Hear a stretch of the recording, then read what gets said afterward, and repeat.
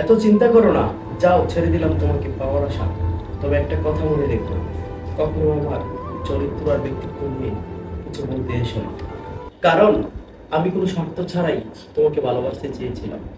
একটা কথা চিন্তা করে দেখো তো, আমি কি কখনো তোমায় বলেছিলাম রাত 12টার পর তোমার একটা এলোমেলো ছবি দিও, অথবা তোমার বাবার কারি কারি টাকা আর তোমার মায়ের নামি দামি গহনা নিয়ে আমার কাছে চলে আসো? তাহলে আমার উপরে তুমি কিভাবে মিথ্যা অভিযোগ দাও? মনে রেখো, তোমার মুখ থেকে 3বার কবুল বলা শব্দটি শুনে হয়তো বা কেউ একজন তোমার শরীর ছোঁয়ার বৈধতা পেয়ে যেতে পারে, কিন্তু সে কি কখনো এটা উপলব্ধি করতে পারবে?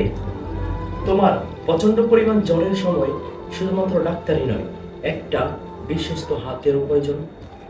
সে কি কখনো এটা উপলব্ধি করতে পারবে যে দিন শেষে কারি কারি টাকা নয়, বরঞ্চ তোমাকে নিয়ে একটু ঘুরতে যাওয়া প্রয়োজন?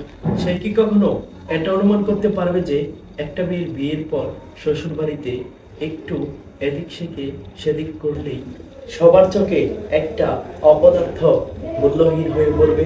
হয়তোবা কোনোদিনই সে তা বুঝতে পারবে না। এই সব কিছু ছাড়া হয়তোবা তোমার জীবন বেশ ভালোই কেটে যাবে, কিন্তু তুমি একটু ভেবে দেখো তো, এই সব কিছু ছাড়া তোমার জীবন মানুষ নামক রমণের মতো হয়ে যাবে।